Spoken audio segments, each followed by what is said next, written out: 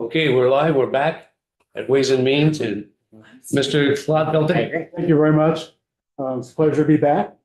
I'm Ed Clodfelter. I'm the senior appraiser for NEMRC, New England Municipal Resource Center.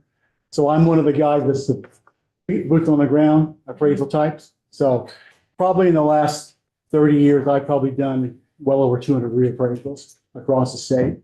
I started off with property valuation review. Worked with a big company out of state for several years. I had my own appraisal business for 20 years.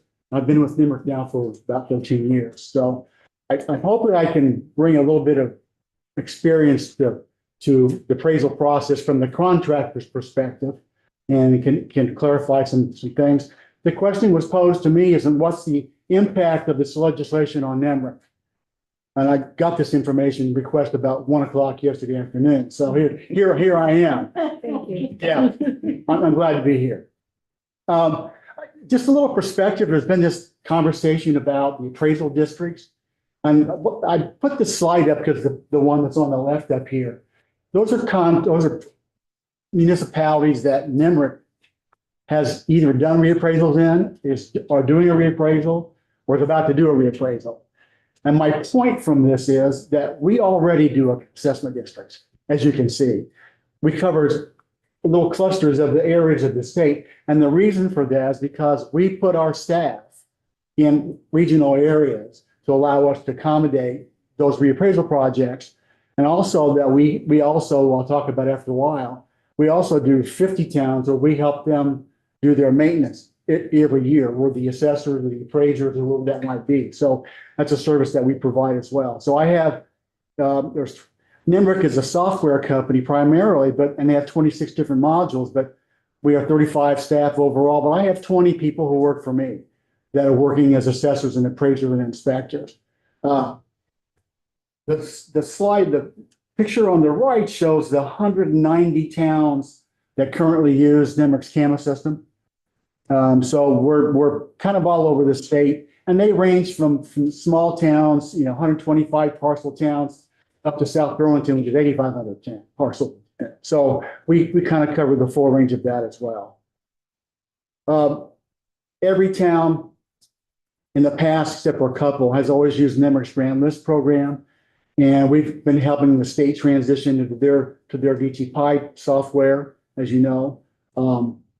We probably know as much about the Grand List as anybody does because we've developed all those routines over the course of the years. And then lastly, we do a lot of training and support and do assessments, across the state. But just so a little perspective, Jill was talking earlier about the number of contracts that contractors have. So here's our list from 2025 out to 2030. You can see we're already contracted for 82 towns. And that's about 82,000 properties that we're scheduled to do over the next 3 years. So we have a lot going on. In addition to that, I also consult with probably 2 to 5 towns a year, help the local listers do a reappraisal. I'm glad and happy to do that a lot of times. There's some skilled listers that are out there that are willing to take that on. I'm thinking about put it this way, the boys from Worcester who are doing their own reappraisal right now and helping them do that. And they're all retired individuals. They know the town, they know the people, and they're going out and they're knocking on the doors. And they're really kind of enjoying themselves having the interactions with the local people that are there. So they're doing a really nice job with that. Again, we provide assessments to over 50 towns. We're having this conversation because it came about because of the crisis that took place really after when COVID hit. And that really changed fundamentally how we do assessments a little bit in Vermont because there was just such an increase in the market values that took place. I tried to buy a house during that time from one of my kids. I couldn't sign my name fast enough to pick it up. I just couldn't do it. So we finally found something, but that really influenced what the market was, and it's really influenced in terms of what the market's still doing today. If you look at the list of reappraisals, the last 10 years we've done 107 reappraisals in the state. The last 5 we've done 108. So 167 before, 108 for the last 5. So we're slowly catching up. If you look at the projects from 25 to 30, there's 120 projects that are lined up for that. So we really kind of caught up to the backlog that was there. The changing of the CLA trigger was a big thing. That was a really smart move that when that was done. And I just, that had a big impact on getting us behind schedule. It really done, but I think we've sort of caught up to that. I just wanted to talk about those assessment districts a little bit. And if you're going to do a 6-year cycle of the assessment districts, this is a compilation of the smaller areas and some of the larger areas and put into combined together to be able to do over a 6-year cycle. So you really have to do, 2 reappraisal assessment districts in a given year to be able to do that over a 6-year period. So some cases you're talking about probably to do that, over 50,000, around 50,000 parcels a year for somebody to do those projects. Over to the right, I have a slide that shows how I allocate my staff in terms of projects, how much time is involved with that. So if you're going to do a 20,000 parcel reappraisal district, what it shows is that over the course of, if you're doing it in 1 year, you would need probably 8 staff people just to collect the data in the course of that 1 year. But that doesn't explain the other part of that as well, because then you also need probably some administrative clerks to be able to handle the phone calls and deal with making sure information gets put in, put away. You'll need a couple of analysts to do all that, and probably a couple of supervisors. It's going to take 14 staff people to do that 20,000 properties in that 1 year. If you're going to do 50,000 properties in that 1 year time place, you need 20 data collectors to do that. So somebody has to come up with the numbers to be able to do that, whether it's outside contractors or whoever that's going to be. I would tell you that I would prefer to do a 2-year project than a 1. I think it's just, when you do a reappraisal, and I think I've told Mark before this as well, what happens, you go along, and the timing just gets like this. It crescendos, and all of a sudden you get to the end and everything happens really fast. And if you've got a couple of years to pull that off, you can kind of catch your breath and you aren't trying to, you don't make as many mistakes with things. So I prefer to do that over a 2-year process if I possibly could. People I don't hear much conversation about the complexity of the appraisal process. And I'm picking on Addison County here because it's letter A for one thing. And it's also a county, if you look at the stars, these are towns that we have done reappraisals in, recently. So and it's really diverse in terms of what is there in terms of the valuation pockets that are there. We just finished doing Shoreham and Bridport at the same time, and they're really, really similar. And we could have thrown Addison in there, but they weren't quite ready to do that yet. So they're very similar. We did Moncton and Starksboro and Lincoln at the same time, just real similar right there together. So that was a little appraisal district. The schedules I developed for one of those worked for the others. And the distinctions are really in terms of the quality grades and what the types of houses that are there. So you can sort of handle that, programmatically. Then you come into, Middlebury and Cornwall and Weybridge. So I've done Middlebury a couple of times and we're doing Cornwall right now. Tremendous value increases there. But those 3 areas are really, really different in Addison County relative to the rest of the town. Just Middlebury by itself has 3 or 4 appraisal valuation districts within the town that require different land schedules. And then you have a commercial system that's in place that requires 3 different land schedules.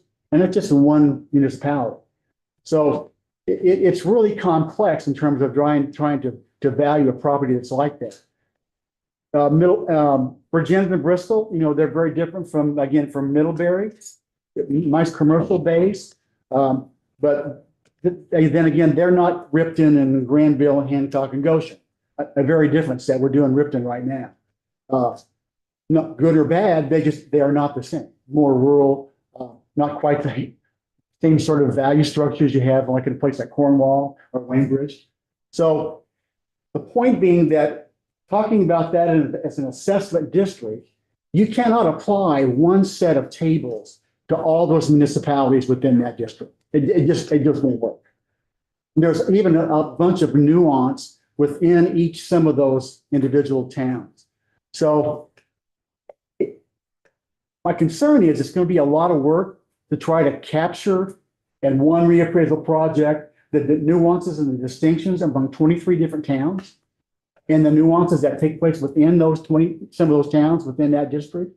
I just think it's a little harder than people really comprehend. You think you can just hire somebody to come in and rephrase this district. It's not quite that simple. There's a lot to be involved and think about in terms of doing that process.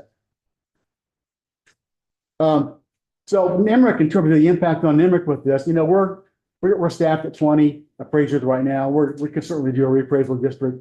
If we could do a 2-year project, we could do 2. So we're the largest by far of anybody in Vermont in terms of the ability to do this. But even doing that would require, because we are regionalized in terms of our staff, but that would require us to move some of our staff to a specific area. And there's an additional cost associated with that in terms of putting them up, meals, housing, driving, things along those lines. It's not cheap. If you look at hotel costs recently in the past, since COVID in the last 5 years, they've gone up too. They've gotten expensive. I don't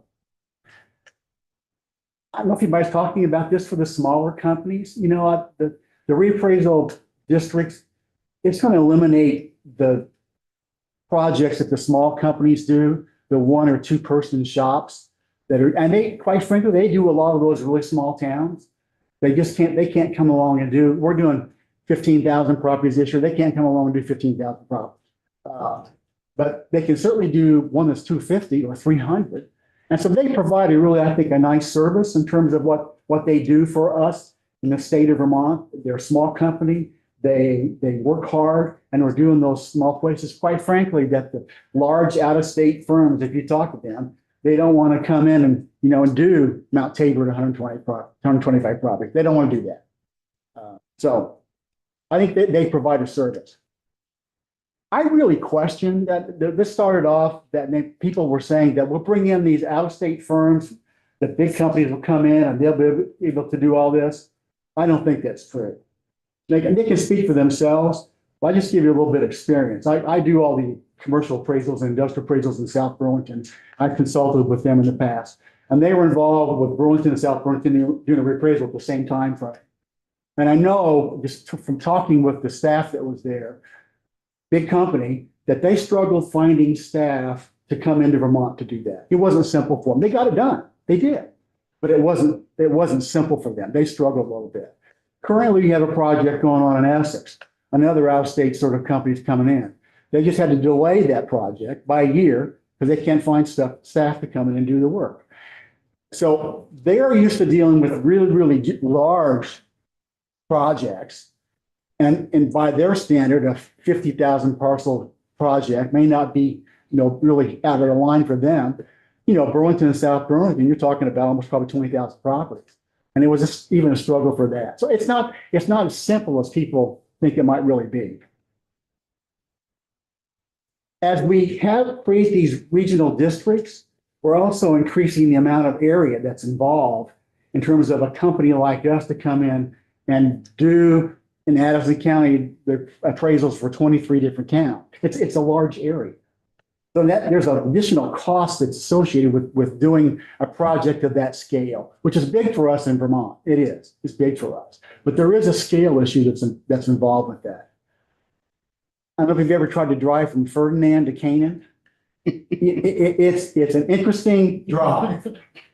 Keep your eyes open because there's a lot of moose alongside the road as you're going up through there. It's beautiful, but it's a lot of this as you're going up there.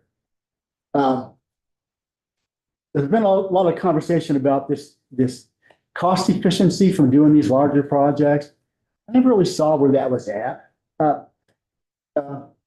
If it takes a half hour to inspect a property, it takes a half hour if you're doing 500 properties or if you're doing 5,000 properties. It still takes that half hour.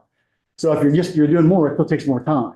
If you're working in a larger area, it takes more time to cover that area. So I don't see where the notion that creating an area with a lot of properties at the same time creates an efficiency. I just don't think that it does. This is my concern about the 6-year reappraisal cycle. First of all, I think it's important that we have some sort of a cycle in place. This was a good move, I think. I just question whether it should be 6 years. I'm not really sure about that. So I really question, can contractors find enough staff to be able to pull this off? We know that we're staffed already in terms of memory. We saw this coming years ago. We started staffing up. So we're kind of there.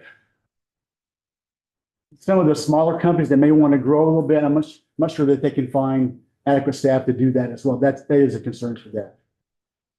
The 6-year cycle is new. And in the past, we've done reappraisals, be 7, 10 years. Unfortunately, maybe sometimes 12, 15 years. I mean, it's been way too long. But as we go to a 6-year cycle, we are increasing the number of reappraisals, right? And so we're going to spend more money doing reappraisals in the state of Vermont than we have in the past. I'm not saying that's bad or good. I'm just saying there's an additional cost that's coming up to that. I'm preparing you for what that's the reality. It's going to happen. It truly is. I mentioned this because the other day I'm talking about working with the guys in Worcester. And so we're trying to finish up their little project. And I said to them the other day, I said, well, they said, when do you want to finish up? I said, when do you do tax bills? And they said, July. I said, wow, we need to get this thing done like really quickly. But it brings up the point, if in Addison County, you have 23 towns, you have some towns that have to have their assessments done to do tax bills in July, and some of those may be as far away as November. That's a difficult thing for a company to try to pinpoint the number of those 23 towns to complete at a certain time frame. That's hard to do. That's just hard to do.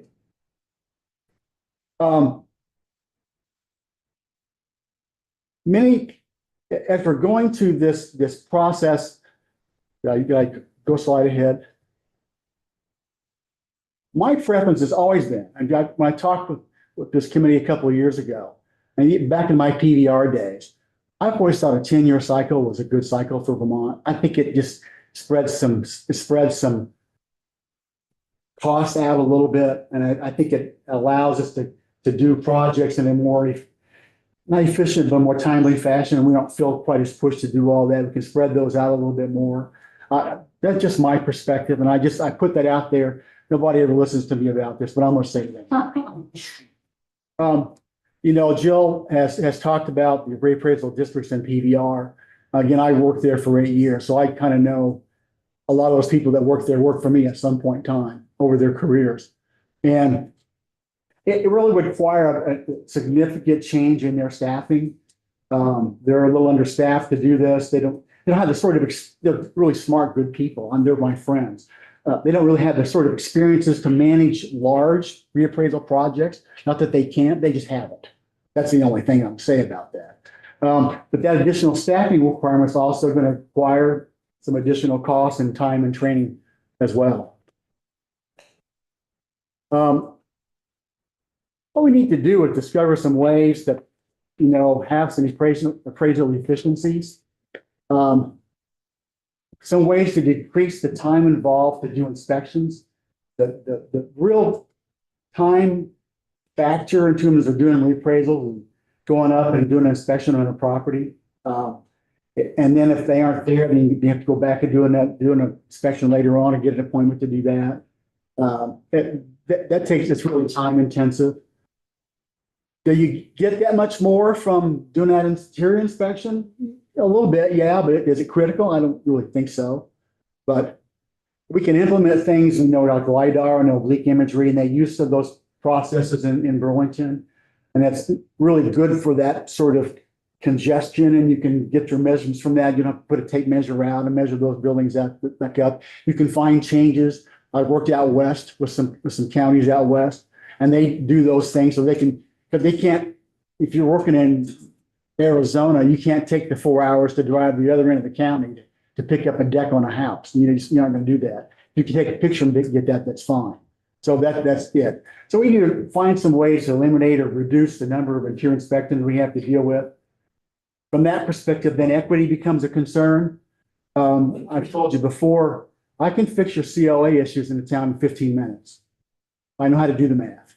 I can fix that really fast. But I can't fix your COD issues and just put somebody on the ground.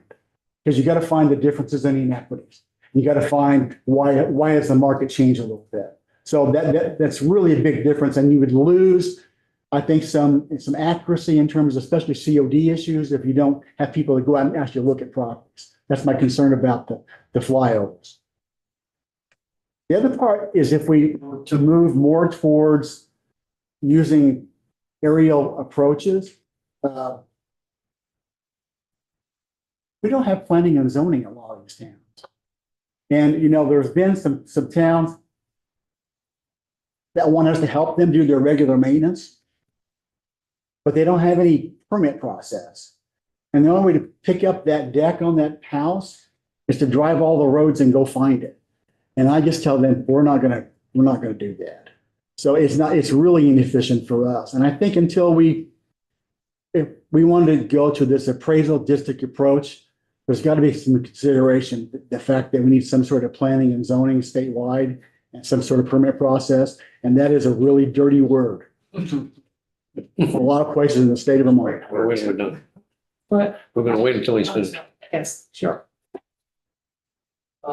CAMA software, we have 190 towns that use our system. So what we get from that, we have a really consistent data set. They're all using the same, collecting the same sort of data. The tables are different in terms of how to get to valuation for that, but the data set's really consistent across the state for that. I had multiple emails and phone calls this morning to talk a lot about this classification process that Jill and Rebecca were talking about.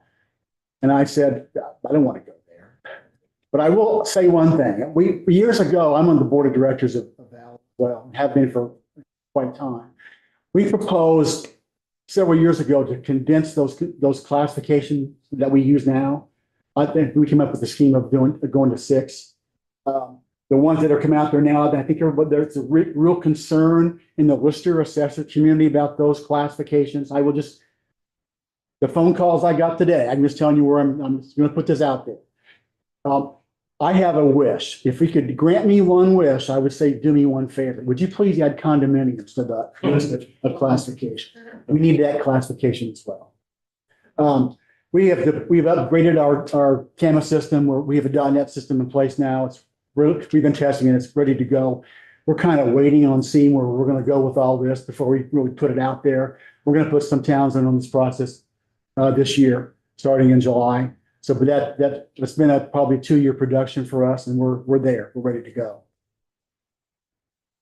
So, with that in mind, the process of doing data conversions from one CAMA system to another, I've done several, especially in my days with Sigma System, the large company. And I'm an assessor in the town of Milton, and we converted from one system to our system there. It's a year-long project. It really is a year-long. I helped Selton County and Washington State convert to our system, and I had to do a lot of training with them out there. And again, it was a year-long project.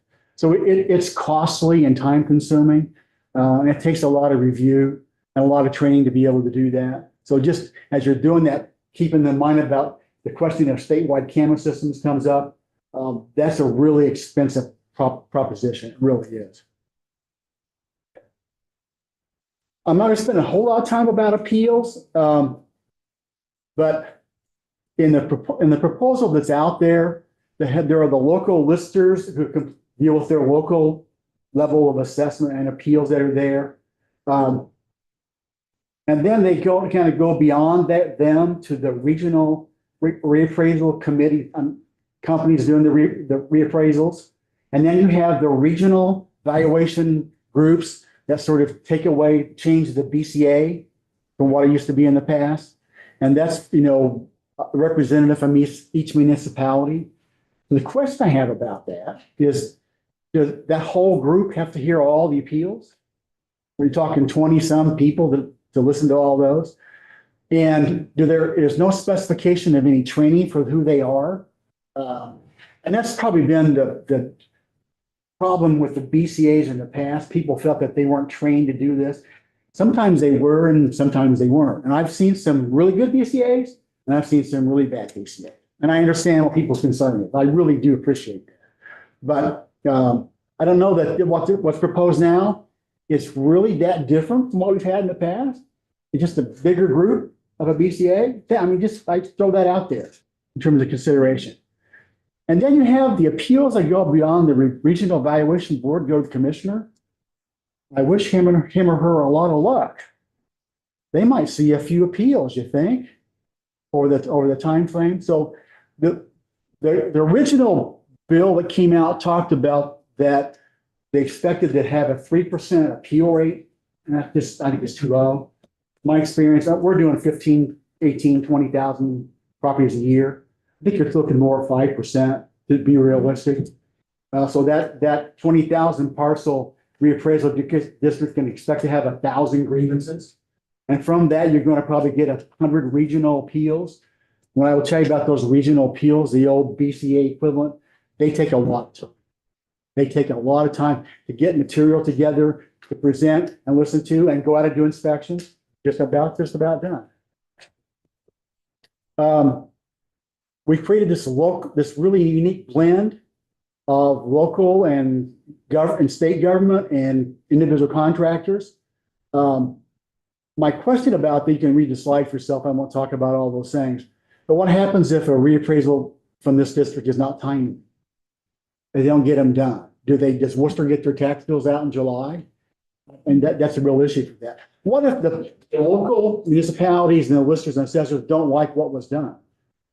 How do we deal with that process for all that? So lastly, the impact on NIMR for all this is that we can certainly handle, a reappraisal district project, in a one-year project, easily deal with two over the course of time. I think what's going to come, the benefit from this is we have more and frequent reappraisals, which is a good thing, I think, for equity and also from our perspective as contractors. We know what's going to happen coming up. There will be increased costs for time and for traveling. That's going to be associated with all those things. Again, we're about to update our CAMA software. We do expect that there's going to continue to be a decline probably in the number of listers and assessors that are able to work in the state. And there'll be more probably potential for contracts for companies like us to come in and provide that service to them.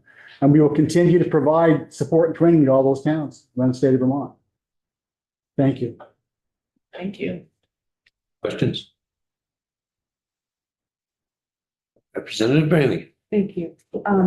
Tell me why we need zoning. Because you don't know what's been done. The problem can be that if you get the house that's been completely, totally updated, and when it happens, it affects the CLA. Because I think about in the town of Calais several years ago, we had a property the listers hadn't gotten to. We had permanent zoning in Calais, but they hadn't gotten to it. And it was assessed for like $200,000 and sold for $8 million. So what happens, it really affects the overall numbers for those sorts of things. And that can have a big impact. The COD is high, the common level gets all messed up. That's just one example. Zoning would fix that? Well, because they're going to have to put some places in Chittenden County to do that improvement, you'd have to get a permit to do that. It's the trigger It's to the- go It read is, it, it I get is. it. That makes sense. not what the zoning regulation is. But it tells us where to go. Okay. It tells us where to go. Representative Kimball. Thank you. Thank you very much for your testimony. Just a question, because you said reappraisals without inspection does cause some equity issues. And I think one of the concepts in this, I've actually two questions, sorry. Yeah. One of the concepts in this is to have more frequent reappraisals without inspections Yep. to be supported by inspections in a different cycle. So it seems like you could do a theoretical desk appraisals. You're using all the data points that Yep. are in the grant list, entered accurately by the listers, and As long as the data is kept up, yeah. you can come back and reapply all your model, recalibrate your systems, and reapply all the models and make them work. It works really well. In the Ed's world of 10-year reappraisal cycles, you probably do an update in 5 years. Yeah. That would be why I would say to do that. But you wouldn't have to go do all those inspections, all those inspections. It's true. so they could work in parallel. Yes. So then the other question is really kind of cost of doing these appraisals. What is it per parcel? Right now I'm doing $115 to $120 a parcel. And that's including inspection and the full report appraisals, everything. Yeah, and it includes just, doing grievances as well, helping the towns do the grievances. As we saw in the IAAO report, Yeah. it had some reappraisal costs of, I think Texas was like $32 or something like that. Given that it's a much different landscape and literally, but just thinking about if it's just reappraisals and not re-inspections, do you think that's closer or is it just not possible to estimate? I think we're kind of topped out where we're at right now, to tell you the truth. I don't see a huge increase coming up. Will it decrease over time as what I can tell you is that towns that that go into that I've done before, it is more efficient for us. Sure. But the data's Better. how we like to look at it. Yeah. So is it cheaper for us? We probably can do it a little bit faster from that perspective. I don't think it's going to come down a lot because we're dealing with local municipalities, a number of local small towns in some cases. And geography is a real issue. It really truly is. Okay, thank you. That helps. Thank you. Thank you.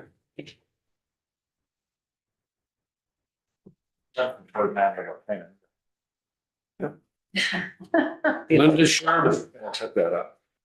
Be a fun summer trip. Yeah, I'll bike. She's there.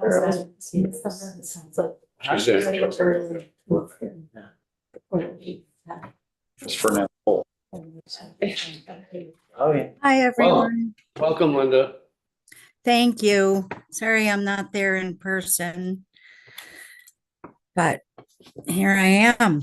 I appreciate the opportunity to come back before you and just want to put a shout out to everyone that is working so hard on all this stuff. It's not an easy task for anyone, and I really appreciate the work you all do. So let's see, I believe you've received some things from different members of VALA. I will just start, let's see. Okay. So House Ways and Means Committee. We're writing to express our deep concerns about the proposed legislation to centralize Vermont's property assessment system. While some reform may be necessary, the current approach, particularly regarding municipal grand list, raises significant concerns. The grand list is fundamental to municipal governance, and removing local control over it undermines accountability, accuracy, and public trust. Grand list authority and local oversight. Municipalities must retain authority over their grand lists. Under the proposed legislation, this responsibility is shifted to a district advisor who may lack the local knowledge and understanding. Towns should have the right to review, contest, and influence appraisals conducted in their jurisdictions. This legislation threatens to erode the ability of competent listers and assessors to maintain equitable and community-informed property valuations. The municipal grand list directly impacts local tax rates and funding, stripping municipalities of control while requiring them to fund oversight boards is both inequitable and impractical. The loss of local oversight introduces the risk of inconsistent valuations and public dissatisfaction. Municipalities must also retain their right to appeal the CLA, COD coefficient of dispersion, and equalize grand list as allowed under current law. Tax classification and software limitations. It remains unclear whether municipal tax software systems such as NIMRIC, Munismart, or VTPI can implement varying tax rates by classification. This is critical if tax classification is to be introduced.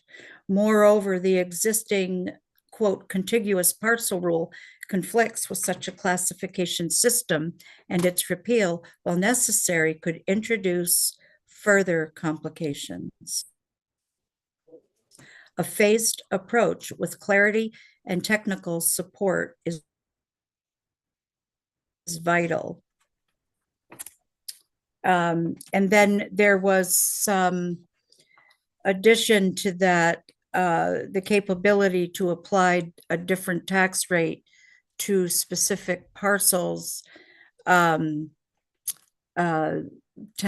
with a different village rate or special business groups, already places significant administration burden on towns.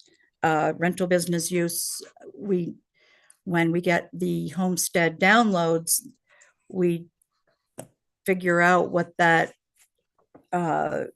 percentage is on their overall real value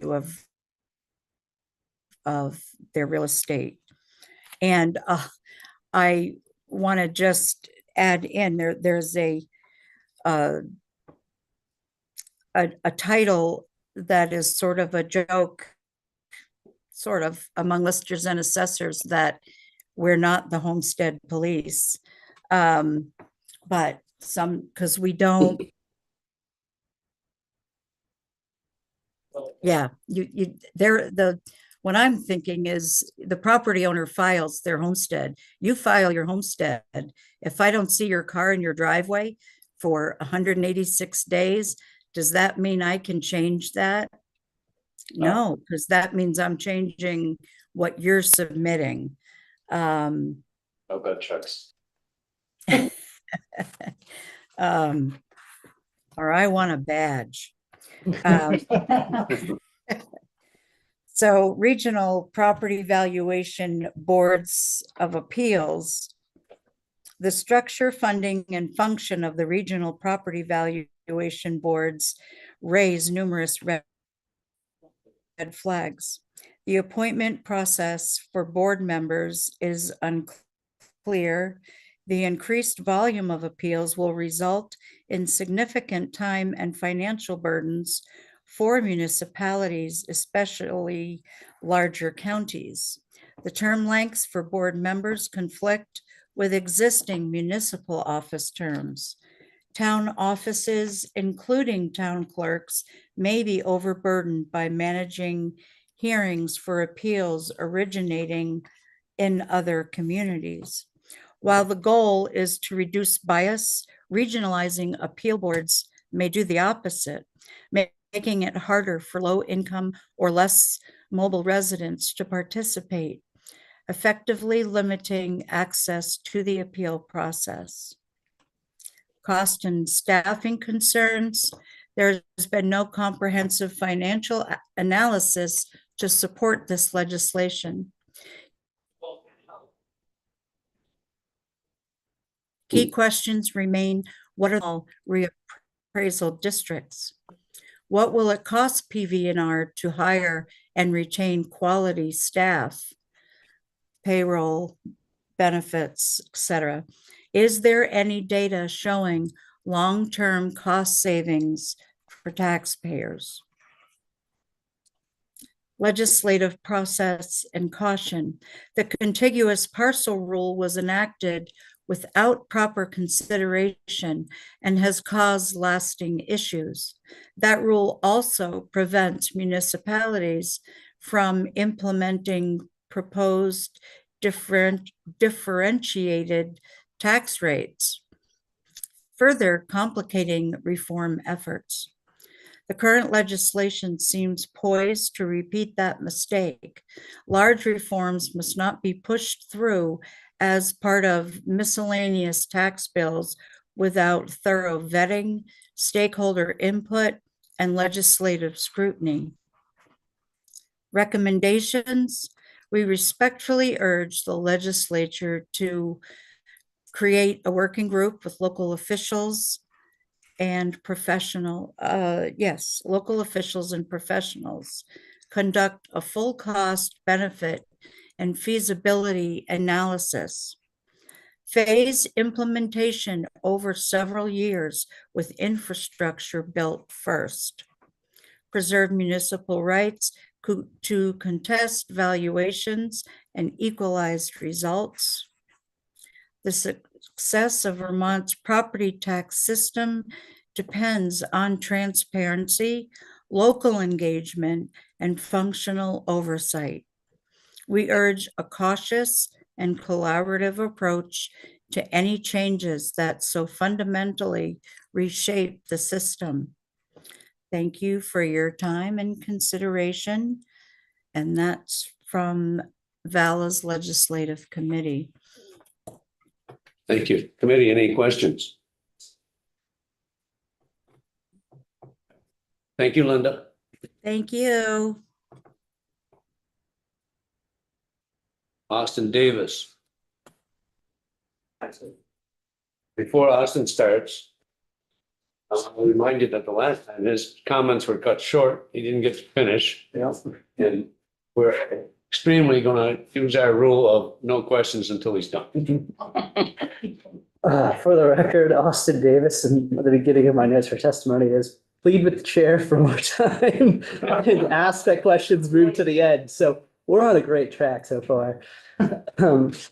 Thanks, folks, for giving me more time to come in and chat today. I want to talk about four things. I'll really talk about three.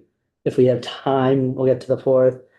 First, I want to talk about the rate classifications again and the Lake Champlain Chambers. Adamant opposition to the proposal. Second, the homestead exemption. I talked to you a little bit about that last time. We all know it a little bit better now, and you know that we've done a lot of work and research on this over the last couple of years. I also want to just remind you of some of our recommendations we've previously brought to you that kind of tee up further reform in future years. And then I also want to talk to you about your educational opportunity payments and excess spending. Kind of laws, I'll touch on appraisals a little bit. But first, I just want to provide a little context. When we come in here and we testify, it's from the perspective of an organization that's 114 years old. And I think we're thinking about the direction of the state, not in the next 5 years, the next 50 years. And this is a perspective from which, I built my last testimony and I'm building this testimony. And it shapes the concerns we bring to the committee.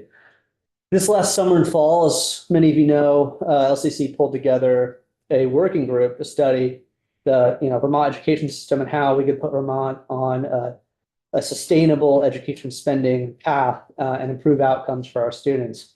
For our employers, they care about the cost, but they also understand that the kids in the schools today are the workforce of tomorrow. So this is something our members care a lot about. And this work of this group and that perspective informs the testimony today and the testimony I previously shared. I want to do a quick lightning round of comments based off previous speakers because there's some things that were touched on that were in our report. In our report, we had support for minimum class sizes, minimum school sizes. We didn't quite touch on minimum district sizes. We also used the terminology optimal, but the spirit was minimal. So we support seeing that in this bill. I also agree with Jay Nichols' comments earlier that these small school weights are kind of incongruent with the object of the bill, which is to achieve scale. We mentioned that actually even last year in testimony. The context was slightly different at that point. We didn't have a legislative directive. We didn't have legislation calling for scale, but the consensus that folks were ubiquitously rallying around was the Rhode Island newer and fewer model, and we all kind of were on that trajectory. So I just want to call that out. Our report also recommended, as has been discussed in this committee, and Jay Nichols and Jeff Fannin both talked about, taking social services out of the other education fund. I'll note we said accompanying with it some of the education fund revenues and putting it back in the general fund in a hopes to better tie it to AHS funding and the work of designated agencies so that all of those folks, along with schools and school districts, could find better efficiencies at how we're rendering services to students in schools. It'd be our hope that in the future, that kind of work, that mental health, that social services work, wouldn't be rendered within the education fund or within the schools. It would happen through designated agencies who are partnering, co-locating, and working with their schools. So those are that's just a lightning round of things that I kind of wanted to get at from previous speakers. And I'll launch now into just segregation of rate classes and the classification system you're looking at. And, we outlined last week that we think this is the wrong fit for Vermont. We'd actually endorse moving to a tax system with a uniform rate without rate classification for the purposes of simplicity, transparency, and economic neutrality. I think that would go a long way in our state to simplifying our very complex tax code and achieving some of the things that folks have talked about here that are issues with having a bifurcated system currently. We think the answer is to go to one less rate, not add more rates.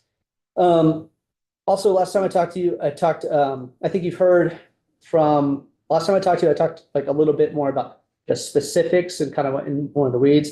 You've heard from the tax department and the witness before me more in the nitty gritty reasons why the classification is not ready for prime time, as well as how, some of the perceived inequities of the current system that you're trying to remedy don't actually exist when you take into consideration appraisal.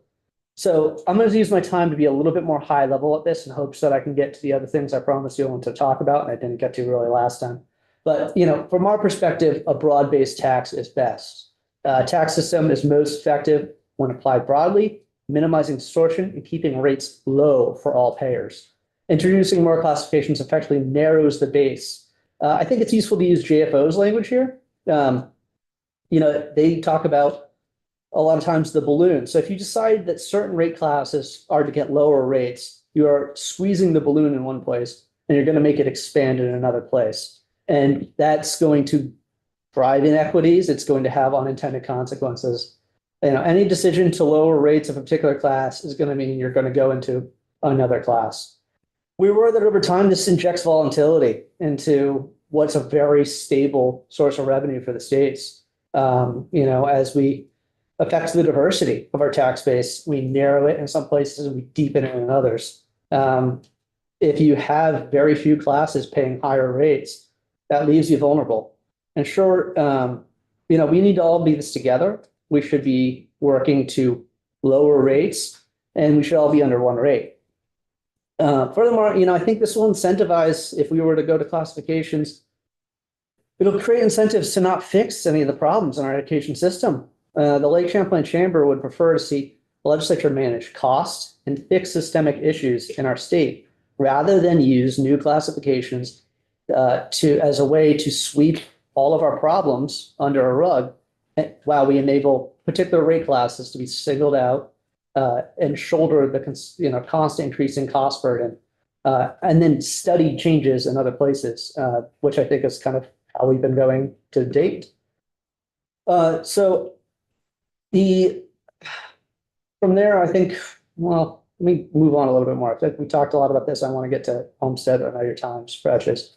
I think, but I'll close with this. I think you're hesitant often to talk about binding the hands of future legislatures and that you don't like to engage in hypotheticals about what future legislators might do. However, equal attention should be given to the traps you set for future legislatures to fall into. And these hypotheticals, these rate classes, they only exist to create differential treatment. So launching into hypotheticals is part of the job in creating them. I'd also, ask you to keep in mind that the right winners of today, from your perspective, might be the losers of tomorrow. If you create the system in the tax code where we have that ability to put our finger on the scale on an annual basis. I think we don't want disparate treatment. We want to not have, the Ways and Means Committee be a place where endless lobbying happens each year for folks' tax rates. So I think, in the terms of simplicity, fairness, and economic neutrality, simplicity is not served well by this classification system, which injects a great deal of complexity at the payer, policy, and political level. I think that fairness can be easily eroded, as this allows targeting of particular rate classes with, some with voting constituencies are smaller than the economic, societal, and cultural value that they hold. And I worry that, this system would create a future where it's easier to violate the principles of economic and tax neutrality. While markets, while they need to be regulated, are efficient methods of allocating scarce resources. We're under no illusions that all of their outcomes are perfect. However, the outcomes are the product of the variables we inject into them. And the legislature has a tendency to bemoan the outcomes of Vermont's property market and seek to layer on market interventions without taking responsibility for the failed market impediments and interventions of the past. Our housing market was less, and I say less as less intentionally, less encumbered by some of the strictest housing regulations in the country. We would have housing stock to provide for more children in our schools and more value on our ground lists. Finally, I think we'd want to have, given this body's hesitancy to make massive changes to the education system without studies or commissions, that we would have thought that such a large shift in the property tax system wouldn't be pushed after such a short amount of time, and instead would have come from such a commission. In closing, in this conversation about rate classifications, I'll say once more, the Lake Champlain Chamber will refer to the legislature manage costs and fix systemic issues in our state rather than create these new classifications. So moving on from there, let's talk homestead exemption. I think I first just need to correct the record. As Public Assets Institute characterized everyone above the cap of the previous property tax credit and the homestead exemption that you're looking at as getting a break on their tax bills. However, as you learned yesterday and spent an enormous amount of time discussing, spending any amount of money on the property tax credit or on a homestead exemption creates a revenue expenditure, which then is borne by the rest of the homestead ratepayer class. So those folks are actually not getting any kind of break by being above the cap. In fact, they're shouldering the burden of the subsidies of anyone below the cap. So I just think that's kind of something that needed to be corrected for the record, as that was an issue in that testimony. Our education working group report included the proposals to move to a homestead exemption. We are elated that the governor also included this in the broader package that he brought to you, and that you folks have given it such serious consideration.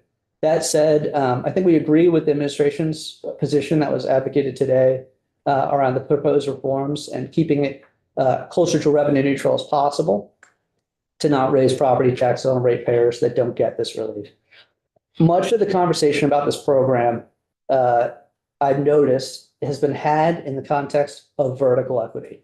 That is how the tax affects different families from the bottom of the income spectrum to the top of the income spectrum, from rich to poor, if you will.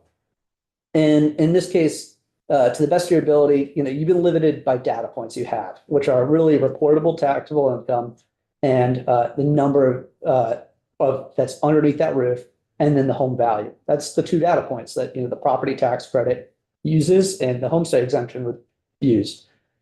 However, I think the frustration that I hear in your committee, and I think I hear when I talk to my members, my neighbors, my community, with the income sensitivity in Vermont, is is that the conversation neglects horizontal equity, or measures within taxpayers with similar circumstances in terms of income, family structures, age, having to pay similar or dissimilar amounts of tax.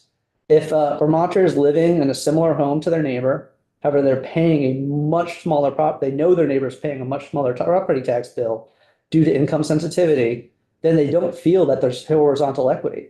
Especially if they have data points that are expansive beyond what I just mentioned, the two that you folks get to work off of.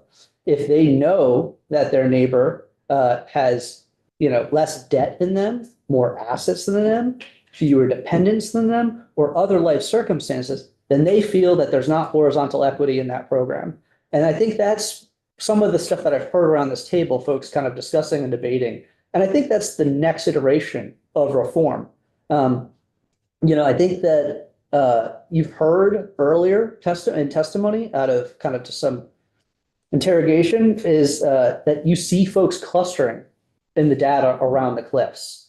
And that's indicative of Vermonters knowing how to build their finances around this property tax income sensitivity that you've created. And I've talked to this committee many times over the last decade about benefits cliffs. You folks know that a lot of folks know this is something really near and dear to my heart. Cliffs are bad, either whether they're perceived or real, cliffs are very bad. And you either have people going over cliffs, which can be very detrimental to someone's individual finances, or you have people who are parking at a cliff, which is stagnating their own potential growth and in the aggregate, stagnating our society. So, along with the homestead exemption, you proposed 4 other changes earlier to you this year to address issues with the property tax credit and the concerns that I've heard you folks have in discussion. One is talking about household size adjustment. This improves on the equity by considering family size and income per person under a roof, as opposed to the current system, which only considers income under a roof. This is something we already do when it comes to qualifying refugees under the existing property tax credit system.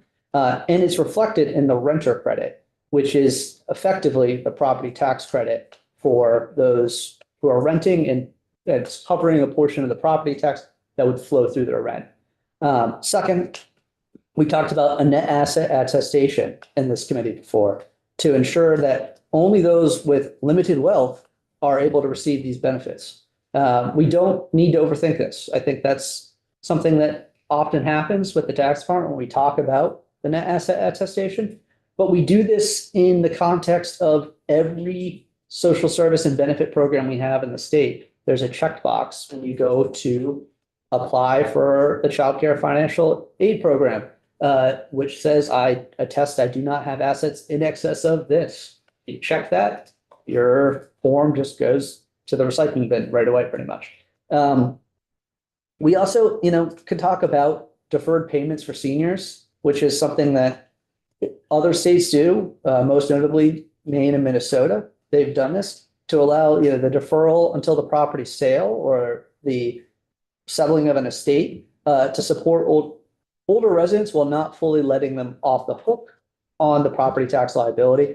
And then finally, I think we need to look at downsizing incentives to prevent turnover and incentivize those who are overhoused and likely receiving a very large property tax credit to potentially turn that over to those who are underhoused and receiving no property tax credit. Austin, can I just direct you to be more focused on what we're considering right now, other than the theoreticals that you'd like us to consider? Yeah, so what I was gonna recommend, thank you for that. I thought that was up on the table because we had someone advocating for going completely to income earlier. But I was gonna recommend that this be something studied in this legislation, if we could add it. Specifically the income per person domiciled under the homestead, the senior assistance, and the downsizing credit would be a great way to tee up future reform of the homestead exemption. It's still not in the proposal. I'm recommending that it be added as a study if possible to work with the tax department to have them bring that back in December of 2025. I also, to the conversation we've had about regional differences that Representative Odie's brought up, I do think that's something worth studying, especially in the context of new districts being created and new appraisal districts being created in the future. There's, reason to consider different property tax relief between regions in our state. differences between relief, flow through our rental assistance to the renter credit already. And depending on your county, you do receive different rental assistance under the rental credit. The Vermont Basic Needs Budget does reflect differences in costs for those living between urban and rural areas, and that can be up to a 14% difference in cost. And we already know that the sale price of homes, the median sale price in homes, differs by about 30%, as in Chittenden County, it's 591,000, where in the rest of the state, we're looking at 416,000. So that would be something to do. Finally, education opportunity payment and supplemental district. I think, commend you folks on the work to move towards a foundation formula. I think we have some overall concerns just around the yield and how it's instructed, that it might be akin to just creating our current system on top of a foundation. And that it might have some of the same perverse incentives that kind of create tragedy of the commons, if you will, that could exist now just in the context of the supplemental district spending. Second, I think a theme we brought to you continually is that we have a problem of local control of statewide dollars, but not enough conversation about the local control of the development of that statewide dollars. And we feel that the state guarantee, to really summarize this as acutely as possible, the state guarantee system does afford us ability to not penalize folks who have higher grand list values and incentivize all folks to aspire to higher grand list values to help with the property tax. Finally, the conversation around the cap on the supplemental. I think we have concerns about salaries as a regional chamber in an area where cost of living is much higher. Teacher salaries need to be much higher. We do have concerns about how that falls within the foundation or into supplemental. I think we also could have concerns around special education, and are they fully funded via the grant, such as it doesn't fall into the district's supplemental district spending. And we understand that, the intent of the secretary is to do that in proposals that have come forward, but we're not seeing that necessarily in the math, is what we're hearing back. And then finally, in terms of the supplemental, addressing debt service is something that we're not sure has been fully addressed. So that's the three main things I wanted to get through. The last thing was appraisals. And I think the only thing that I'll say for that is that we just would love to see that if we do move forward with regional appraisals, they're aligned with regional districts in the future. I think that's the most simple I could put our testimony. Representative Maslin. Well, Austin, I think on balance, you don't like anything we're doing, and I withdraw. I think I commended you for going forward with the foundation formula and the homestead exemption. I appreciate both of that, and I apologize if I came across too negative. All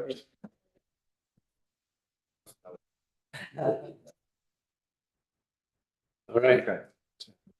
Any other questions? Thank you, Austin. Thank you. Ms. Major from VHCB. How do I say your first name?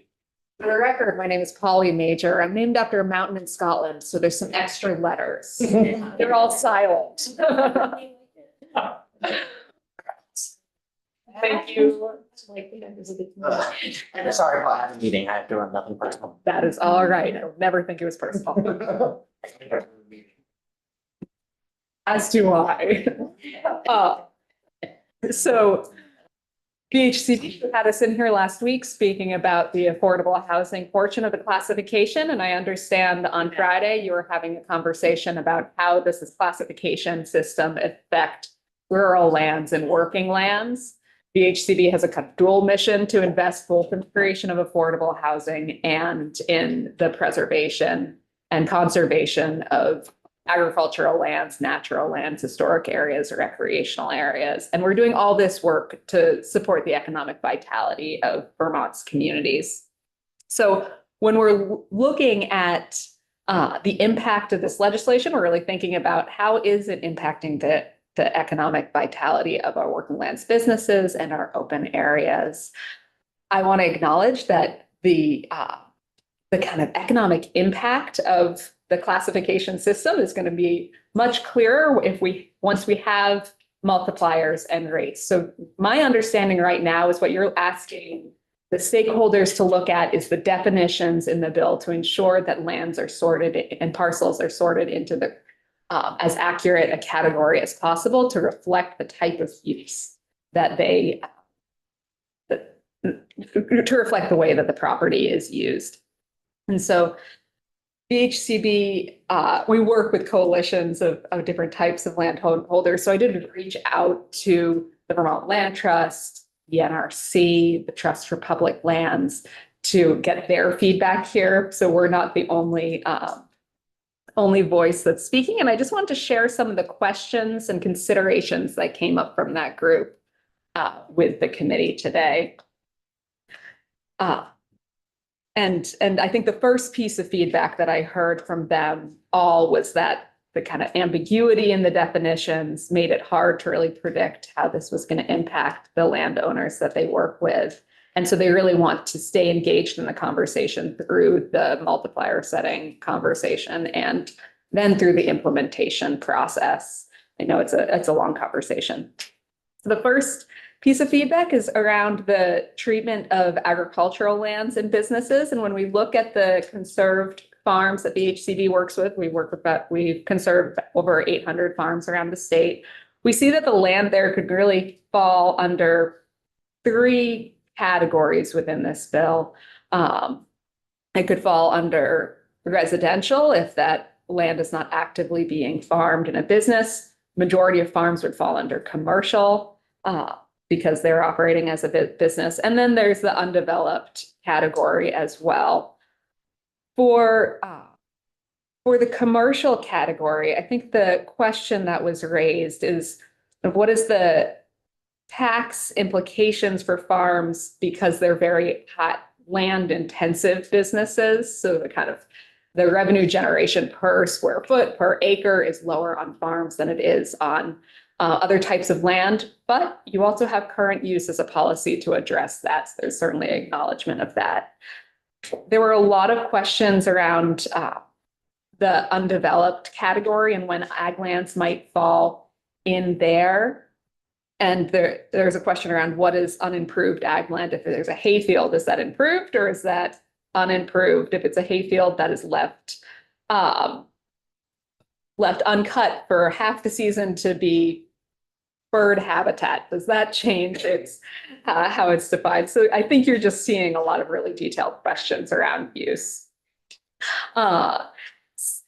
There's also questions around the bill language calls out, I think, buildings of low or marginal value and looking at kind of camps. How does a sugar house fit into that? What does that trigger in terms of whether it's a commercial operation or undeveloped land? And I think there's bigger questions around how do forestry and sugar operations get classified in this bill. And there's experts beyond me who you should hear from to get to the bottom of those questions.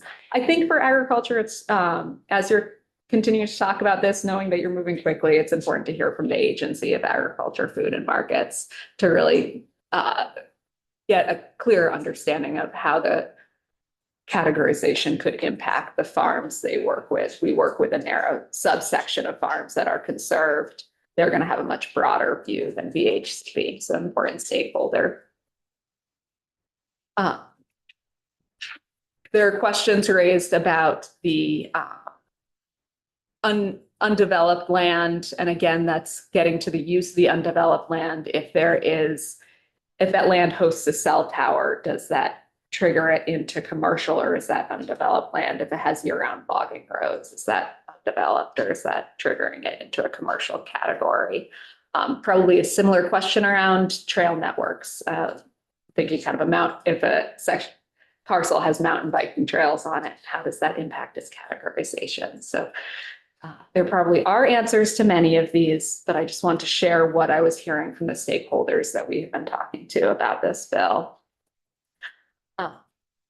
There's also a lot of interest about how this intersects with current use. Current use adds economic viability to working lands businesses and is a strong tool to support Vermont's working landscape. I saw in the latest draft that, thank you, Sorsha, shared last night, that there is a provision that speaks specifically to current use and says that this is not in changing how that program functions. So I just want to say thank you for adding that to the current version of the bill. So I'll just say in closing, and I promised I would be brief, happy to take questions. VHCD continues to appreciate the work that this committee is doing to establish a property classification system. We also appreciate the complexity of doing this and creating definitions that correctly set classifications for every property type, given the myriad strategies, uses, and arrangements that rural landowners employ in managing their land. And we hope to continue to work with this committee during the policymaking process and also anticipate working on this issue through the implementation process if it reaches that point. There are additional stakeholders that if you have time, and you might not, I would recommend you consider speaking to, like I said, that Agency of Agriculture, Food and Markets, but also stakeholders that work directly with rural landowners, such as the Vermont Farm Bureau and a coalition of conservation organizations called the Forest Partnership that's made up of the Vermont Natural Resource Council, the Trust for Public Lands, Audubon, Vermont Land Trust, the Northeast Wilderness Trust, and the Vermont chapter of the Nature Conservancy. So really, the Forest Partnership is a broad coalition that might want to weigh in here. And then there's also organizations like Vermont Coverts and Vermont Woodlands Association who work with and directly represent woodlot owners as well. So they might have thoughts and feedback for you. Questions? Just a couple of folks. Yeah. I understand you might not be able to hear from all these folks, but if you're looking to learn more, there would be a great resource for you. Thank you, Polly. Thank you. I promise to keep it brief. So, folks, there's gonna be a change in our lineup. We're gonna go next with Brian Angiata. Close enough, yes. You can say it when you get to the seat. It's safe to say I'm back as well, but Yeah. Brian Maggiato, my wife and I are the owner operators of the Inn at Manchester in Manchester, Vermont. I'm also one of the founding members of the Vermont Lodging Association and currently serve as their vice president. I too would like to make this brief for you because I think that there's going to be a consistent message and has been throughout the day. But when I look at these classifications, I wholeheartedly get scared. And I think a lot of my colleagues and partners and my family of innkeepers in the state get scared too. There is no big bad wolf within our industry. We are here to celebrate the state of Vermont. We are some of the best curators that it has, and all of you are our partners in it as our neighbors and friends. You take advantage of our meeting places. They are public houses in each one of our communities. We are the overflow accommodations for friends and family when Thanksgiving just get a little too big. So the idea that there could be additional volatility in our industry is terrifying. It's hard enough for us to plan for tomorrow at this point. And today is one of the scariest days that many of us have had in 5 years. Knowing that Canadian interest has continued to decline, but the potential for our fall foliage season to be zero when the Brits no longer want to come over to celebrate all the beauty we have to offer. I mean, there is no ability for us to forecast anymore. And if we start to see these property tax classifications change, we will inherently feel like there is always a target on our back. And the inability for us to plan for that is going to be incredibly challenging. The majority of these properties are independent. We do not have Marriotts and Hyatts on every corner in Manchester, Vermont. They don't have them in Grafton. They don't have them in Orange County. They're essential to the success of our communities. But at the end of the day, you know everybody who works in them. And it's important as we start to see the disparity of what this could create, that we will end up having to pay for something if we want the other side of it. And to feel as though we're going to take the resorts category and potentially make that the available or one of the available options to offset the costs on another side is very concerning. What's good for some of our resorts is good for everybody. They are the cornerstone of each one of our destination markets. And if they suffer, the rest of us suffers. We learned so much over the last 5 years about what our economic engine actually needs to be successful. And it's that each one of those properties be successful. When a ski resort was limited to 50%, we maybe got 50%. And that has a far-reaching impact when we talk about what we're trying to fund and the success we're trying to have as a state with it. So when I read through even the vagueness of some of these categories, I can inherently find some very, very dangerous unintended consequences. And yes, there are some larger corporations that own a couple of our key assets, but they are also some of the best partners we have and some of the best resources that we can rely on to help take Vermont forward. This is where we find high-paying jobs. We want to welcome some of these companies into our state so that we can further advance all the amazing things that we have available to offer. So as a small operator who does not have a huge footprint, but carries a big part of the grand list in my little village, I would stress to either keep status quo as homestead and non-homestead. If you absolutely must, create one category that is specific to commercial so we can identify a residential sector here for those of us that live here, a residential center, a non-residential section on the other side, and then just group commercial altogether to give the state and the tax writing committees too many levers will inherently turn away the prospect of business in the long run, which is a major concern of mine. And I would really like to see us start off, especially as we start to restructure the state as a whole. I'd like to see us start off on the right foot and to attract the right businesses and to bring a population together in Vermont that can all succeed together. So without going into too much other stuff, that's really the heart and soul of our lodging community, and I'd like you to hear today. Representative Maslin. Thank you. Yeah, how about industrial? Seems to me if we get the right definition, that's a pretty distinct category. It's a distinct category, but as I understood it yesterday, you had the manufacturing community here that shared a rather bleak story about what's happening within their industry. I understand that. I'm asking I guess a policy or draft Yeah. question. From an equity perspective, even a manufacturer in southern Vermont is going to have different challenges than the manufacturer in northern Vermont. Making it as equitable as possible would be my primary recommendation. I was chair or president of the Southern Vermont Chamber of Commerce for 3 years. I did it through the pandemic. I can tell you how challenging it is for many of those manufacturers and industrial plants in my community. And I would rather them have every opportunity available towards equity and success.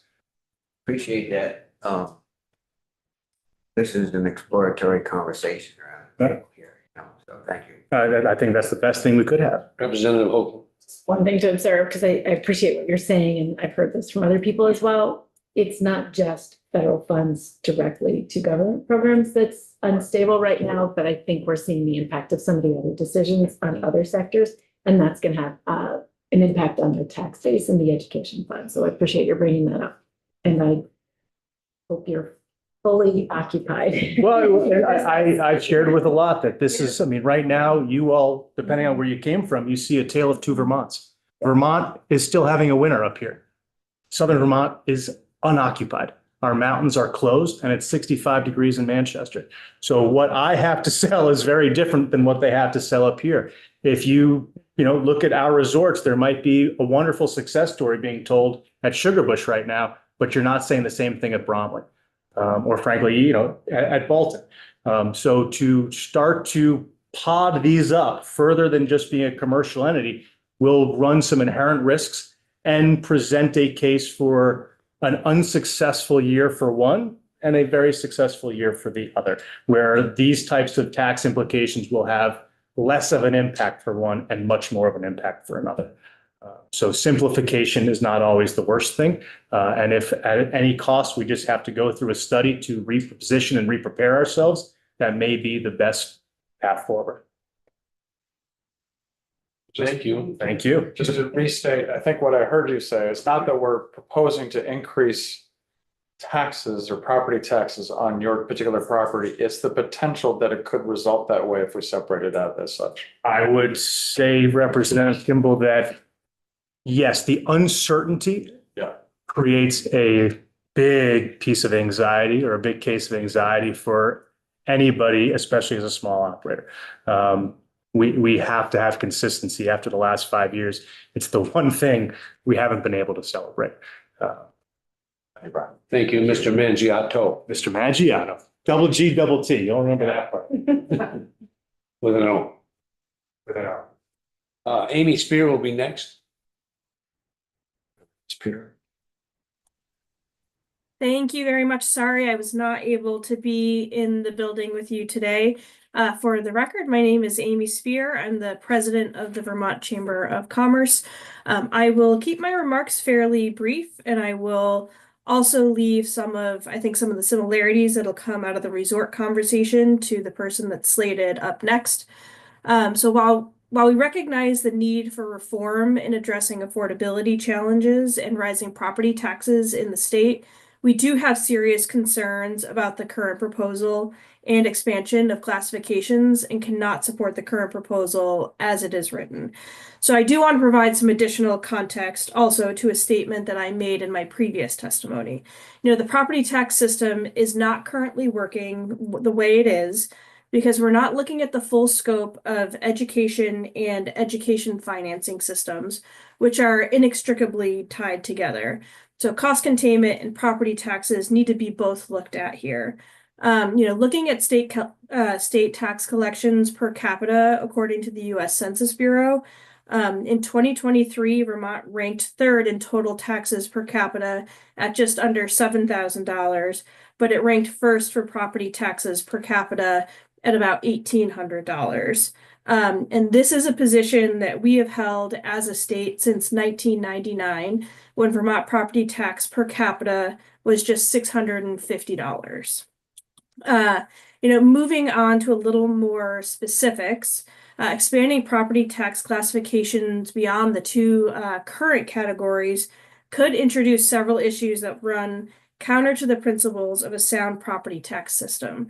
A shift towards adding this volume of additional tax categories could undermine the core strengths of an effective property tax system. Looking briefly at these pillars, expanding to 9 categories introduces unnecessary complexity. A system that is too segmented creates uncertainty in revenue streams. With multiple classifications, forecasting tax revenue becomes even more volatile. And there's also the risk that it'll drive up compliance and administrative cost. Moving on, equity is at the heart of any effective tax system, and introducing more categories has risks. There's potential for uneven tax liabilities. So if certain business properties, such as commercial, industrial, or resorts, as it's currently defined and proposed, are reclassified into these categories with higher rates, this unsustainability shift, the shift could be unsustainable in the tax liability onto businesses. And then this also could lead to fragmentation in the tax base. So breaking the tax base into this many segments, into the 9 segments that we're talking about here today, can really lead to some arbitrary distinctions. And this fragmentation undermines the principle that similar properties should be treated similarly, potentially imposing punitive rates on specific classifications and further complicating cost containment efforts. Again, looking at transparency and accountability, which is essential for any tax system, we worry that there could be obscure decision-making. With increased segmentation, the rules and criteria for classification and taxation become a little less clear, creating this opening for decision-making that may not align with clear cost containment measures that are so needed in our state.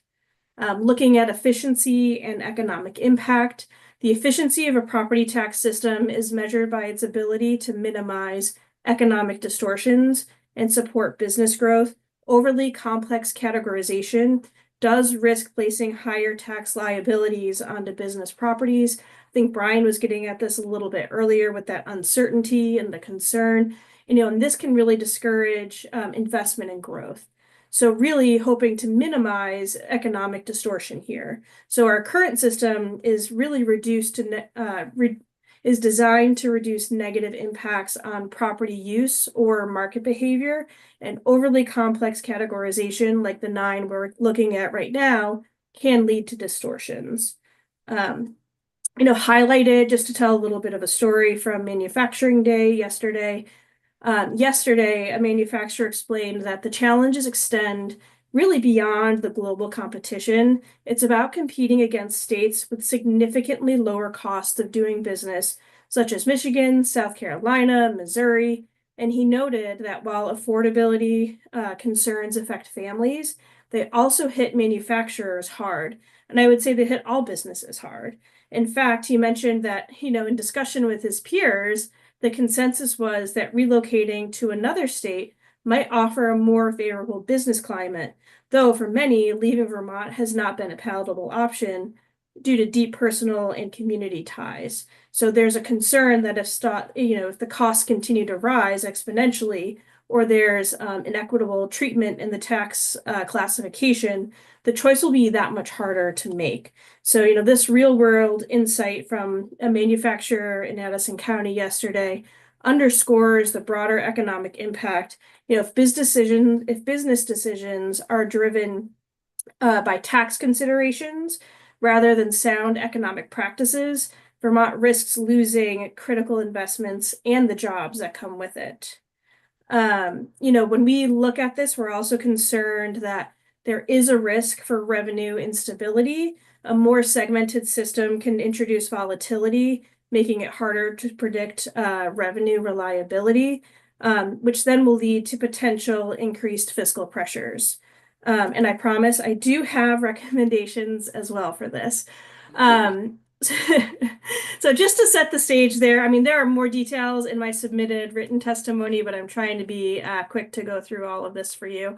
Some recommendations that we have on the proposed language that addresses some of the concerns that I talked about earlier, along with some context, I'll go into those now. So the first being postpone or scale back the expansion of classifications.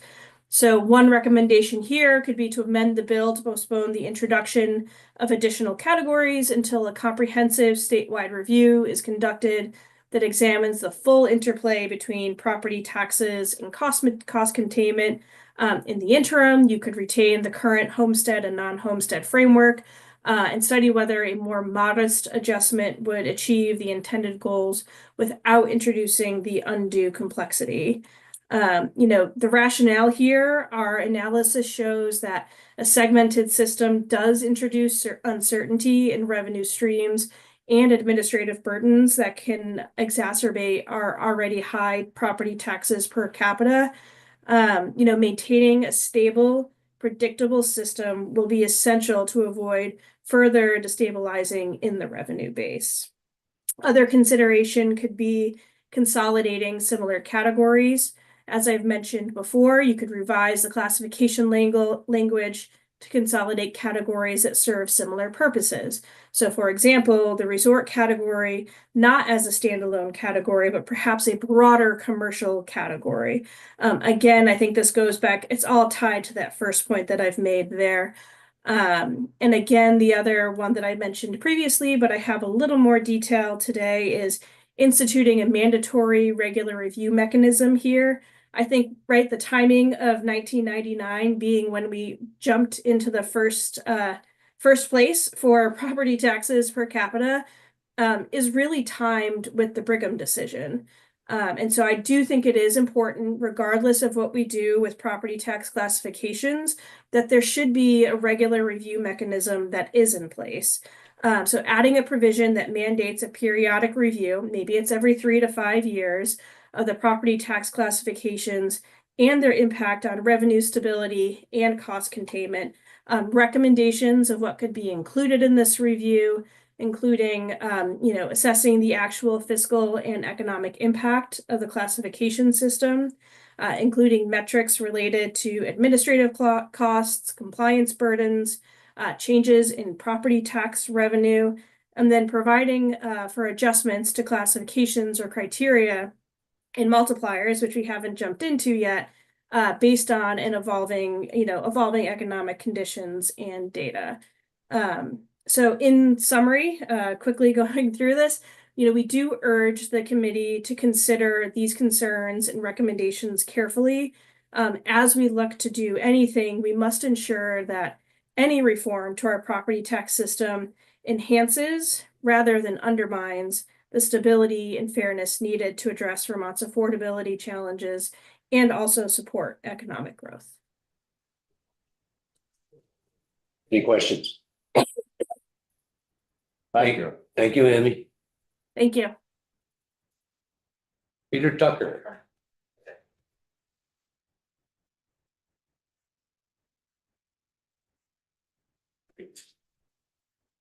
Okay. Peter Tucker here for the Vermont Association of Realtors. And I would like to thank the chair for inviting me to, this conversation.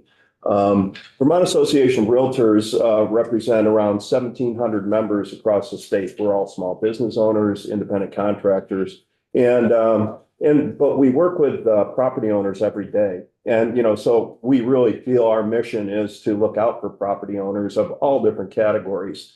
I work with a board of directors. I also work with a committee of government affairs committee that is spread from folks around the state who provide tremendous resource for me, guiding me in this process. What we did was we really tried to look specifically at this section of the bill and address it accordingly. So when we looked at section 11, realigning homestead and the non-homestead property rate, thinking about the way it's going to be administrated and the cost of the program, was kind of the first step in this. If listers are going to do this, we've heard that there is a significant number of openings for listers in the state of Vermont. And many small towns obviously have greater challenges with that listers category. If the tax department is tasked to do this, they already have challenges with the reappraisal work that you're asking them to do to get the reappraisal rate or, process around 6 years. Categorizing all properties on the grand list in the state is not a small project, I don't think. If listers are going to do it, how do you gain consistency across all the towns in the state of Vermont? What's the annual cost to accomplish this? Annually, you'd have to consider change of use to properties overall, and update and then administrate appeals. As I said, not a simple job. So then we considered property tax classifications. And I will say just at the start, the section 11, I understand that these 9 different categories are all non-homestead categories, but it actually doesn't say that specifically in the language. So there may be, this would be to go forward. You want to make sure that is identified there. Monica Callan, who's from Waterbury, a realtor in Waterbury, and a member of our government affairs committee, suggested, hey, this might be a good idea to benefit small business owners who are the cornerstone of Vermont's economy. But this proposal doesn't do that. Think about large and small commercial companies that would have the same rate. Consider somebody like National Life Group versus a general store. In the industrial category, Global Foundries or Beta Technologies, the same rate as Joe's Machine Shop. So there's that disparity right away. Affordable housing has preferential tax treatment already. So they're kind of in a different category. Mixed use properties are not really considered in this proposal. We've done a lot of work on housing, and over the past couple of years, we've really encouraged mixed use development in downtowns to make village centers to make them walkable neighborhoods. And then the resort category. Any Act 250 permit for a ski resort development over the past 20 years has required an affordable housing, workforce housing contingency. Down at Sugarbush, Down Street is actually managing their affordable housing development that they did for workforce when they did their last condominium development. We're surprised that the legislature feels that it's fair to single out one industry. Homesteads already receive a beneficial rate. We've made that choice on who should get preferential tax treatment. And as a homestead property taxpayer, thank you for doing that. Residential A and B would pull a significant group of taxpayers out of the non-homestead classification. This is really important. There's one fundamental reason why this approach in Section 11 should not be considered. Broad-based taxes are the fairest and best way to administer tax policy. Broad-based taxes apply the smallest incremental tax increase across the broadest tax population to support the operation of government. You start splitting up property classifications, you dilute the property tax base. Ask an economist, they'll tell you this. The tax department already has a major mission to conform to the requirements of the reappraisal bill. They don't have the capacity to administer this proposal. They just testified to that.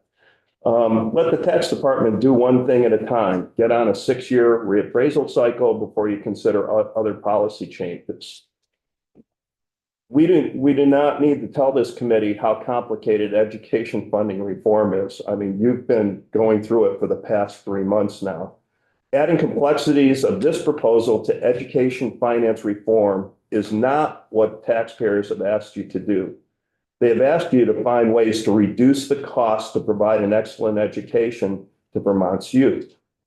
Section 11 of this bill does nothing to accomplish this objective. It just sets the stage for continued controversy over tax policy on an annual basis.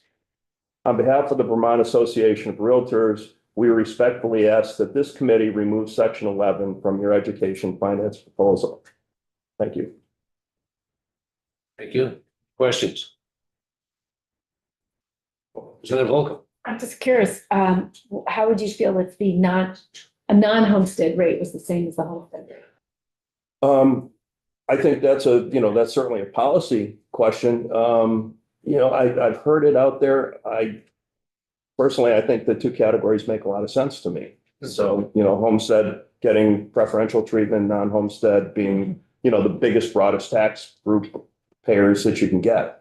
Well, it would be an even broader tax base if it was the same. And the reason It would be, yes. And the reason I ask is that it's actually it doesn't privilege housing in some areas. The non-homestead in some areas is 50, 60 cents lower than the homestead rate. Right. And so in some areas, it would mean an increase in rate. It would, yes.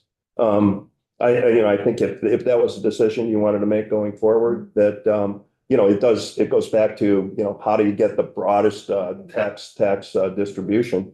So it would, meet that requirement. Yeah. Okay, thank you. I appreciate going late in the Thank you day. very much, with yeah. Limited questions. Lindsay Delorier. She is. There she is. Hi, I'm here on video. Welcome, Lindsay. Thanks. No, thank you. It's nice to see you all. Thank you so much for inviting me to speak and just sort of in general also for working on education funding. I feel like there's probably not much more of importance going on in the state right now than this. So anyway, for those who I haven't met, I'm Lindsay Delorier. I'm the president and I'm one of the owners of Bolton Valley Resort. We are a mid-size ski resort right on the border of Chittenden and Washington counties, so just about a half an hour away from you right now. My father founded and built the resort in the 1960s on land that my grandfather purchased for logging with the proceeds he received after the interstate cut through his dairy farm. A little bit about who we are. Bolton Valley is a community resort. It's always been a community resort. My father wanted to create a resort for Vermonters. He wanted it to be more affordable and accessible. And with night skiing, we've made it possible for kids to ski after school and for Vermonters to ski after work for nearly 60 years. We partnered with dozens of school districts and have taught tens of thousands of local kids to ski through our after-school program, which is probably the thing that we're most proud of in our family and here at Bolton Valley. My dad ran the resort for 30 years. I grew up here as a kid until we went bankrupt, actually, in my senior year of high school. After that, Bolton Valley went through 4 or 5 owners over the 20 intervening years. One owner after the next, really struggling to make it work and ultimately throwing in the towel. In 2017, we were able to raise some money from local investors to buy it back into the family, essentially for the debt service that the resort had at the time. And, you know, it's really been a labor of love for me and for my brothers and my parents since then. And also, you know, for our staff too, a lot of loyal, longtime staff people here at Bolton. And so I guess, you know, if there's a lesson to take from that brief history, it's that the ski industry is pretty tough and our survival is hard fought. I understand that you heard from Molly, who's the head of the Vermont Skiers Association, on this proposal last week. And I appreciate you taking the time, you know, to also hear from me personally as the owner operator of Bolton. I'm sure that Molly, you know, mentioned that we're asking you to remove the proposed resort property tax classification. A lot of the speakers have kind of been on the same, beating the same drum, and I guess I'm beating it too. It really just singles out the ski industry to create a really narrow tax base and classify our state's 24 ski areas as their own tax classification. These 24 ski areas are not homogeneous. We have a wide range from the larger resorts that I think, you know, everyone probably thinks of, to really more than half, which are small to medium-sized ski areas like Bolton Valley, some that are really small, technically not even resorts, but yet, as I understand it, we would be broken out from all other businesses to be treated as one kind of strangely narrow resort classification, but encompassing, you know, only 24 people, but a really diverse group of businesses with really widely varying resources and business models. You know, I know that ski areas are often thought of as big out-of-state businesses with, you know, as someone said earlier, with money falling out of their pockets.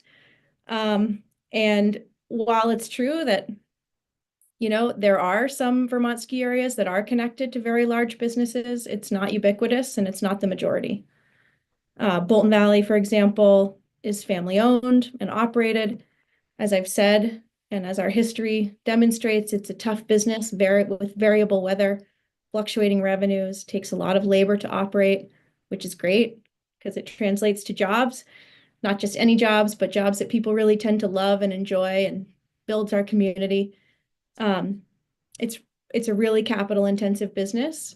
Even the smallest resorts have a lot of infrastructure to maintain, which all adds up to really tight margins. In this business, it's hard to make the equation work. You know, there have been times since I've been in this position, not even 8 years, where we've barely held it together too, you know, struggled to make payroll. You have a stretch of bad weather, you need to replace a major piece of equipment that you didn't anticipate, and, you know, you're counting every dollar to figure out how to get through the off season. And I just point this out, you know, and I'm kind of harping on it, but to maybe just counter the idea that the ski industry is an untapped source of revenue for the state. You know, we do contribute a lot to the state as an industry, and for a lot of us, there's not a lot more we can contribute. So to zero in a little bit more specifically on why I think it doesn't make sense to create a separate category for ski areas, a couple things I'd just like to highlight about the proposed resort designation. The proposal would tax resort hotels, for example, differently than non-resort hotels, and ski areas differently than other recreation businesses. And it just seems like there's an implicit assumption that resort-connected hotels have more resources at their disposal, when actually we tend to be much more seasonal and have a significantly lower annual occupancy than many non-resort hotels who are located in areas that have more stable year-round business. For example, our annual occupancy is under 50%. And that's because we're really only busy during the ski season, mostly weekends, and then, you know, some weekends in the summer where we have wedding business. Second, you know, there's a proposal to remove the property tax exemption on lifts and snowmaking equipment while leaving that exemption in for other industries. And I just think this is kind of an example of what we're afraid of about being pulled into our own designation that will end up being a unique kind of target. And like I've already shared, for the smaller independent resorts especially, we just don't have the margins to support more. You know, I know that Vermonters, I know that our customers really value our independence, really value our local small business vibe at Bolton. And, you know, we would really like to survive these next 4 years and beyond. And frankly, there's a lot of uncertainty right now. I'm not just talking about the weather. There are so many new costs. There's so much inflation. It's already making it really hard to make ends meet. And, you know, I would just ask not to add to that uncertainty, not to add to that unpredictability, not to add more costs where you can possibly help it. And so just to conclude and to just try to be very succinct, very concise, I think what we're saying is broader tax categories are more stable. We believe that resorts and ski areas should not be singled out and taxed differently than other businesses. And like Mr. I'm trying to get it, Mangiato said in his testimony, the hotel operator, you know, we'd really like to just keep the current non-homestead category as it is and maintain broad and, you know, the most stable as possible tax classifications. That's it. Thank you. Any questions? So, yeah, Lindsay, are you missing the time walking through the halls of the Capitol building, or are you enjoying walking across the snow-covered field? Well, I am jealous. I will say on like a day like today where I wake up in the middle of the night to a pounding thunderstorm, and it's raining this morning, and we're trying to pull off our spring thing on Saturday. Maybe I miss the halls on days like that, but typically I really love being able to be outside and get the sunshine. Thank you. It's fun to get to come in and do these little cameos, I will say, though. Perfect. Yeah. There's a lot of unfamiliar faces. Okay, thank you, Lindsay. Yeah, thanks so much. Madam Chair, you have any words of wisdom?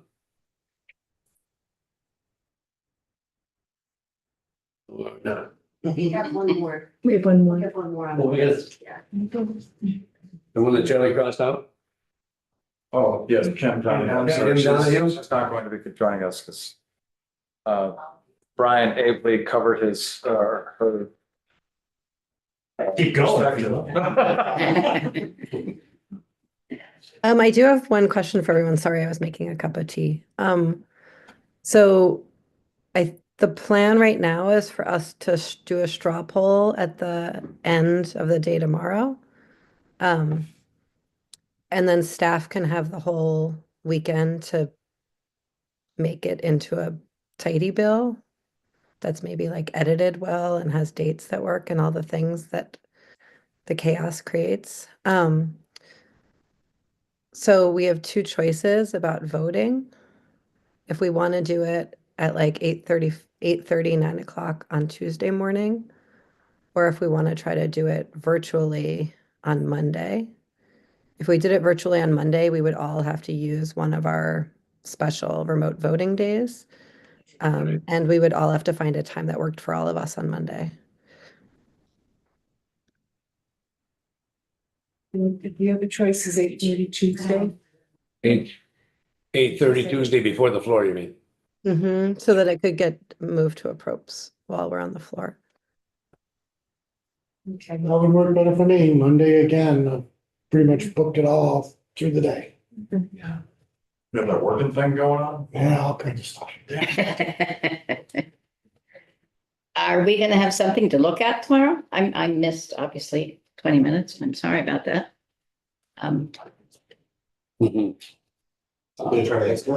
Sure. Kirby Keaton, Legislative Council. We're gonna be working this evening to get something for you to look at, and I believe the plan is for us to walk through things with you tomorrow. Whether it's the final version you move on Tuesday, and I think you'll still be making decisions tomorrow, but we will have lunch for you tomorrow. And like we did yesterday, making decisions about the supplemental district spending. We'll have the things that we'll be able to make decisions on will then guide the final wording on that. Yeah, so the most of the day tomorrow would be some of the smaller decisions that got laid out yesterday that haven't been made yet. So I have a question. Tomorrow will we be straw polling different portions of the bill before the final straw poll? Mm-hmm. We could even just straw poll sections of the bill and don't have to straw poll the whole bill. Is the bill number gonna be H454? Right. Be a committee amendment. Eddie? Just to clarify, so tomorrow we'd be expected to do a straw poll on the foundation formula numbers that we saw this morning? Julia will be preparing some information so that we can at least see what it means overlaid in the current context of our education spending overall. And I know this is wild, but I think it's important to remember the implementation date for most of this is a couple years out, and almost everything has language attached to it, about 12 steps that need to happen before it would become law. So there's a lot of sort of decisions that will still need to be made next year, even after these decisions are made this year.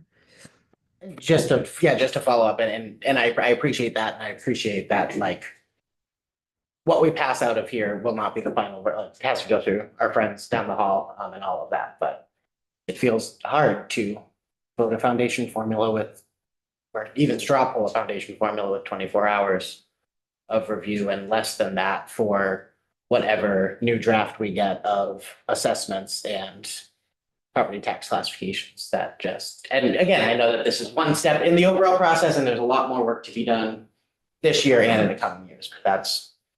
Welcome to Ways and Means. Yeah. Irrespective of the fact that there are a lot more people that are going to look at this and there's a long time frame, I still feel very uncertain about making decisions on things that we just heard about today. That, I mean, I can imagine on the foundation formula, we could have a discussion for 4 hours on that or more. What about this? What about that? What's the impact of this? And how does it compare to what we're currently doing? And what's that going to do to, this little school district and that little school district? And it just seems to me we need more time to look at it. I agree, and we're going to have a few more years. This is putting in place sort of the motions towards a foundation formula. We can add more contingencies to the contingent dates if we want. I think it's what we're focusing on are the essential questions of if we think a foundation formula is the right next step for Vermont, and if we think starting with a cost factor foundation formula is the right next step for Vermont. But it's big and huge, and I know we just got the final numbers today, but we've also have been working on this idea since the beginning of the session.